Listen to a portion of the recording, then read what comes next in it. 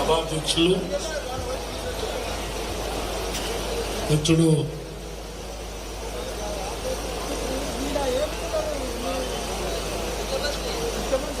నిత్యానందం గారికి,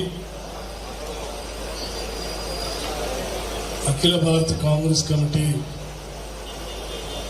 కార్యదర్శి, Congress working committee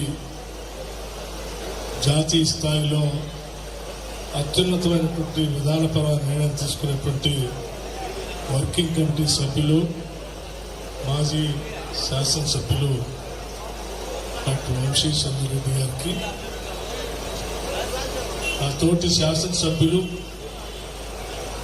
సోదరులు అనిరుద్ధ రెడ్డి గారికి, అలాగే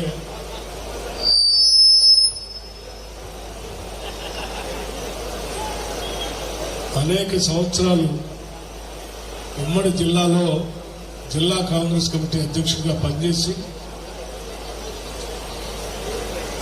రాష్ట్ర కాంగ్రెస్ కమిటీకి ఉపాధ్యక్షులుగా ఉన్నటువంటి మిత్రులు ఉబైదుల్లా కొత్వాల్ గారికి, మిత్రుడు రబ్బానీ గారికి, అశోక్ యాదవ్ గారికి, మిదల వెంకటయ్య గారికి, కృష్ణయ్య గారికి, శంకర్ నాయక్ గారికి, మినాజుద్దీన్ గారికి, రామచంద్ర గారికి, అల్వాల్ రెడ్డి గారికి, జహీర్ అఖ్తర్ గారికి, ఇక్కడే ఉన్నారమ్మా. అట్లాగే నరసింహ యాదవ్ గారికి, కొత్తూరు సత్యం గారికి, ఇంకా అనుబంధ సంఘాల చిచ్చా గారికి, అనుబంధ సంఘాల అధ్యక్షులందరికీ, కాంగ్రెస్ పార్టీకి సంబంధించిన ఓబీసీసీఎల్, ఎస్సీసీఎల్, ఎన్ఎస్యుఐ, యూత్ కాంగ్రెస్, మహిళా కాంగ్రెస్, సేవాదల్, అన్ని అనుబంధ సంఘాల అధ్యక్షులకి, వేదిక మీద ఉన్నటువంటి సీనియర్ కాంగ్రెస్ నాయకులందరికీ పేరు పేరున, అట్లాగే ఈ కార్యక్రమానికి పెద్ద ఎత్తున తరలి వచ్చినటువంటి సోదరిమణులారా, పాత్రికేయ మిత్రులారా, మీ అందరికి కూడా ముందుగానే హృదయపూర్వకమైనటువంటి నమస్కారాలు తెలియజేస్తా ఉన్నాను. చిర్చర్ల శాసనసభ నియోజకవర్గం ఆర్ చిర్చర్ల పట్టణం, ఇది నా సొంత శాసనసభ నియోజకవర్గం లాగానే అనిపిస్తుంది. చిర్చర్ల శాసనసభ నియోజకవర్గం ఎందుకంటే ఇది 1980లో సోదరులు మల్లు అనంతరాములు గారు ఇక్కడ పార్లమెంట్ సభ్యుడిగా పోటీ చేసిన దగ్గర నుంచి నాగర్ కర్నూలు లోక్సభ నియోజకవర్గంలో ఉన్న ఈ చిర్చర్ల శాసనసభ నియోజకవర్గంతో కూడా నాకు సన్నిహిత సంబంధాలు ఉన్నాయి. కాకపోతే 2007లో మాత్రం ఈ శాసనసభ నియోజకవర్గంలో సోదరులు డాక్టర్ మల్లు రవి గారు ఇక్కడ శాసనసభ్యుడిగా పోటీ చేసినప్పుడు నేను 2007 నేను డాక్టర్ వంశీ చంద్రరెడ్డి గారు, ఇంకా ఇక్కడ ఉన్నటువంటి నిత్యానందం గారు, అశోక్ గారు, ఇంకా చాలా వినాజ్ గారు, ఇంకా చాలా మంది స్థానికంగా ఉన్న నాయకులు అందరం కలిసి ఇక్కడే ఎన్నికలు అయ్యేంత వరకు ఉండి ప్రతి గ్రామంతో సంబంధాలు పెట్టుకొని యువజన కాంగ్రెస్ నాయకులు, ఎన్ఎస్యూ నాయకులు, సీనియర్ నాయకులు అందరితో కలిసి చాలా పెద్ద ఎత్తున పనిచేశాం. నాకంటే ఎక్కువగా వంశీ చంద్రరెడ్డి గారు చేశాడు.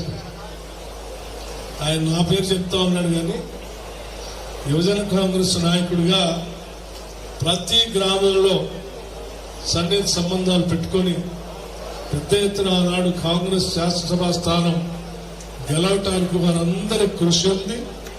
అందులో నేను కూడా పాల్పంచుకున్నందుకు నా అదృష్టంగా నేను భావిస్తా ఉన్నాను. ఎందుకంటే చిర్చర్ల శాసనసభ నియోజకవర్గం ఎందుకో కానీ కొంత కాంగ్రెస్ పార్టీకి దూరంగా ఉండేటువంటి నియోజకవర్గం. 78లో నర్సప్ప గారు గెలిచారు, 89లో సుధాకర్ రెడ్డి గారు గెలిచారు, మళ్ళీ 2007-8లో మల్లు రవి గారు, తర్వాత ఇది రాదు మన చేతికి అనుకున్న తరుణంలో సోదరులు అనిరుద్ధ రెడ్డి గారు పోటీ చేసి జడ్చర్ల శాసనసభ నియోజకవర్గంలో కాంగ్రెస్ పార్టీ జెండా ఎగరేశారు. అంటే ఇది మొదటి నుంచి కొంత కాంగ్రెస్ పార్టీ దూరంగా ఉన్నటువంటి నియోజకవర్గాన్ని అభివృద్ధి కొంత దూరం కాంగ్రెస్ పార్టీ శాసనసభ్యులు లేకపోతే కొంత అభివృద్ధికి కూడా దూరంగా ఉంది. అటువంటి శాసనసభ నియోజకవర్గంలో కాంగ్రెస్ పార్టీ అభ్యర్థులు గెలిచినప్పుడే ఇక్కడ అభివృద్ధి కార్యక్రమాలు జరిగాయి తప్ప మిగతా శాసనసభ్యులు ఉన్నప్పుడు ఎప్పుడూ ఏమాత్రం అభివృద్ధి జరగలేదు. ఇక్కడ మళ్ళీ అనిరుద్ధ రెడ్డి గారు గెలిచారు.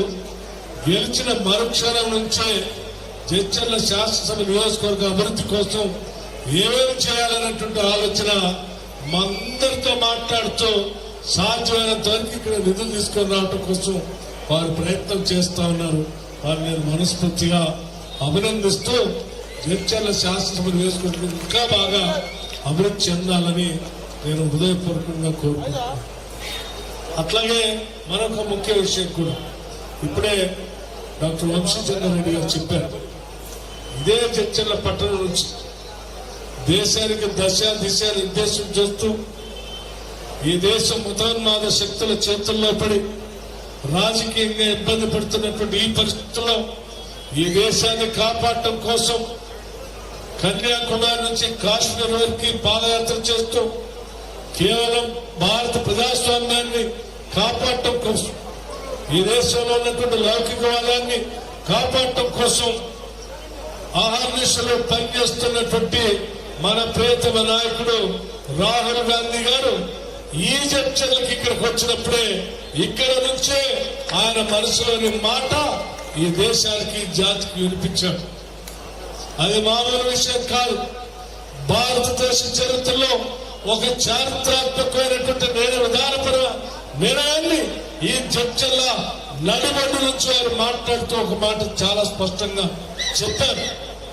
ఈ దేశంలో ఉన్నటువంటి సంపద, ఈ దేశంలో ఉన్నటువంటి వనరులు కొద్దిమంది చేతుల్లోకి పోతా ఉన్నాయి. అటువంటి సంపదని వనరుల్ని ఈ దేశంలో అత్యధిక శాతంగా ఉన్నటువంటి బలహీన వర్గాలకు కూడా అందించాలి. అందించకపోతే చాలా నష్టం జరుగుతుందని చెప్పి ఆ బలహీన వర్గాల కోసం కుల గణన జరగాలి. అది జరిగితే ఈ రాష్ట్రంలోనే కాదు దేశంలో ఉన్న సంపదంతా ఆ లెక్కల ప్రకారం పంచడానికి అవకాశం ఉంటుంది.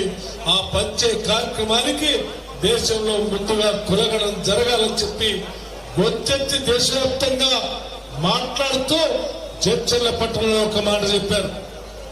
ఇప్పుడు జరిగే ఎన్నికలు దేశ ఎన్నికల కంటే ముందు ఈ రాష్ట్రంలో ఎన్నికలు జరుగుతూ ఉన్నాయి. మా ప్రభుత్వం రాగానే దేశంలో జరిగేటువంటి కుల గణనని మొట్టమొదటిగా తెలంగాణ రాష్ట్రం నుంచే మొదలు పెడతామని చెప్పి ఈ జడ్చర్ల పట్టణం చెప్పారు. వారు చెప్పినటువంటి మాటని, వారు చూపించినటువంటి మార్గంలో వారు ఇచ్చినటువంటి సందేశాన్ని కూర్చుని తప్పకుండా ఆయన ఆలోచన మేరకు నిన్న అందరికీ తెలిసిందే ఒక చారిత్రాత్మకమైనటువంటి విధానపరమైన నిర్ణయాన్ని రాష్ట్ర శాసనసభలో కాంగ్రెస్ ప్రభుత్వం రాహుల్ గాంధీ గారి ఆలోచన మేరకు కుల గణన చేయడానికి ఏకగ్రీవంగా తీర్మానం చేసినటువంటి విషయం మీ అందరికీ తెలియజేయడానికి ఇదే చర్చలకు వచ్చి ఇక్కడ మాట్లాడటానికి నిజంగా నేను చాలా అదృష్టంగా భావిస్తా ఉన్నాను, సంతోషిస్తా ఉన్నాను కూడా. అటువంటి కార్యక్రమాన్ని తిరిగి ఇక్కడ చెప్పడానికి నాకు అవకాశం ఇచ్చి ఆహ్వానించినటువంటి వంశీచంద్రారెడ్డి గారికి నేను హృదయపూర్వకంగా ధన్యవాదాలు తెలియజేస్తా ఉన్నా. అట్లాగే సోదరులారా, మీ అందరికీ తెలియదు కాదు, దశాబ్ద కాలం ఈ రాష్ట్రంలో పాలన చేసినటువంటి టిఆర్ఎస్ పార్టీ కొట్లాడి తెచ్చుకున్న తెలంగాణ రాష్ట్ర నిధుల్ని, రావాల్సిన నీళ్ళని ఎంత అన్యాయం చేసిందో మీకు తెలియదు కాదు. ఇదే మహబూబ్నగర్ జిల్లాలో ఈ కృష్ణా నదిపై ఉన్నటువంటి నీళ్ళని ఈ ప్రాంత సస్యశ్యామలం చేసుకోవడం కోసం ఆనాటి కాంగ్రెస్ ప్రభుత్వం మొదలుపెట్టిన జలయజ్ఞంలో మొదలుపెట్టినటువంటి ప్రాజెక్టులు పూర్తి చేయలేదు. వాటిని పూర్తి చేయకపోగా పాలమూరు రంగారెడ్డి అని మొదలుపెట్టి పాలమూరు రంగారెడ్డి పేరు మీద వేల కోట్లు ఖర్చు పెట్టి 10 సంవత్సరాలు అవుతున్నా ఒక్క ఎకరానికి కూడా నీళ్లు ఇవ్వకుండా కోట్ల రూపాయలు దోపిడీ చేసిన సంగతి మీ అందరికీ తెలియదు కాదు. ఆ పాలమూరు రంగారెడ్డి కోసం ఆనాడు శాసనసభ్యుడిగా 2014 నుంచి 18 వరకు శాసనసభలో కల్వకుర్తి నుంచి ప్రాతినిధ్యం వహిస్తూ డిండి ప్రాజెక్టు గురించి, పాలమూరు రంగారెడ్డి గురించి, జోరాల నుంచి కొడంగల్ తీసుకున్నటువంటి నారాయణపేట కొడంగల్ లిఫ్ట్ ఇరిగేషన్ గురించి అనేక సందర్భాల్లో శాసనసభలో గొంతు చుచ్చుకొని అరిచి ఈ పెట్టినా కూడా పట్టించుకున్నటువంటి టీఆర్ఎస్ ప్రభుత్వాన్ని నేను స్పష్టంగా చూశాం. కానీ ఈనాడు ఇదే మహబూబ్నగర్ జిల్లాలో న్యాయయాత్ర చేస్తూ మహబూబ్నగర్ జిల్లాకి న్యాయం జరగాలి, ఈ ప్రాంతానికి కావాల్సిన అభివృద్ధి కార్యక్రమాలతో పాటు నీళ్లను పారించాలి, ఆ పారించడం కోసం మహబూబ్నగర్ బిడ్డగా నేను ఏ స్థాయికైనా వెళ్లి పోరాటం చేస్తానని చెప్పి ఇవాళ న్యాయయాత్ర చేస్తూ మహబూబ్నగర్ లో తిరుగుతున్నటువంటి వంశీచంద్ర రెడ్డి గారిని అభినందించడానికి వచ్చాను. నాకు శాసనసభ ఉంది, కార్యక్రమాలు నడుస్తా ఉన్నాయి. కానీ మహబూబ్నగర్ కోసం, మహబూబ్నగర్ ప్రజల కోసం ఈ రోజు పెద్ద ఎత్తున అనేక అవకాశాలు ఉన్నప్పటికీ, రకరకాలైన అవకాశాలు ఉన్నప్పటికీ, పార్లమెంట్ పోవడానికి రాజ్యసభ లాంటి స్థానాలు ఉన్నప్పటికీ కూడా వదులుకొని కాదు కూడదు, నేను ప్రజల మధ్యన ఉంటాను, ప్రజల కోసం పోరాటం చేస్తాను, నా మహబూబ్నగర్ బిడ్డల కోసం, వాళ్ళకి నీళ్లు తాగటం కోసం వాళ్ళ మధ్యనే తిరుగుతా అని చెప్పి ఇక్కడికి వచ్చి న్యాయయాత్ర చేస్తున్నటువంటి వంశీచంద్ర రెడ్డిని నేను మనస్ఫూర్తిగా అభినందిస్తా ఉన్నాను. నిజమే, ఈ మహబూబ్నగర్ జిల్లాకి నీళ్లు రావాలి. ఎవరు ఎన్ని అడ్డంకులు పెట్టినా, ఎన్ని రకాల కుట్రలు చేసినా, ఆనాడు మేము మొదలుపెట్టిన జలయజ్ఞంలో మొదలుపెట్టిన ప్రాజెక్టులన్నింటినీ సంపూర్ణంగా పూర్తి చేస్తాం, నీళ్లు పారిస్తాం. పాలమూరు రంగారెడ్డి జిల్లాకి పాలమూరు రంగారెడ్డి ప్రాజెక్ట్ ని పూర్తి చేస్తాం, నీళ్లు పారిస్తామని కూడా ఈ సందర్భంగా ఇక్కడ ఉన్నటువంటి మిత్రులందరికీ సభాముఖంగా తెలియజేస్తా ఉన్నాం. సోదరులు ఇప్పుడే చెప్పారు, 1,40,000 ఎకరాలు నీళ్లు అందించేటువంటి బాధ్యత వీళ్ళిద్దరు తీసుకుంటారని చెప్పారు. మేమందరం ఈ రాష్ట్ర ముఖ్యమంత్రి రేవంత్ రెడ్డి గారితో సహా ఈ రాష్ట్రంలో ఉన్న కేబినెట్ మొత్తం కూడా మీరు తీసుకున్నటువంటి ఉన్నతమైనటువంటి ఆశయానికి మా సంపూర్ణమైనటువంటి మద్దతు ఉంటుంది. మీరు చేసే కార్యక్రమానికి అండగా ఉండి ఉంటాం, నిధులు ఇస్తాం, నీళ్లు పారిద్దామని చెప్పి మీ అందరికీ సవినయంగా నేను మనవి చేస్తా ఉన్నాను. మిత్రులారు, ఇప్పుడే ఒక మాట కూడా చెప్పారు, మన రాష్ట్రం తెచ్చుకున్నదే నీళ్ల కోసం, అన్యాయం కాకుండా నీళ్లు పారించుకోవటం కోసం. ఇక్కడ ఉన్నటువంటి చుట్టాల ప్రాజెక్టు కానీ గాంధీ గారు ఇచ్చినటువంటి హామీ ఇవాళ తెలంగాణలో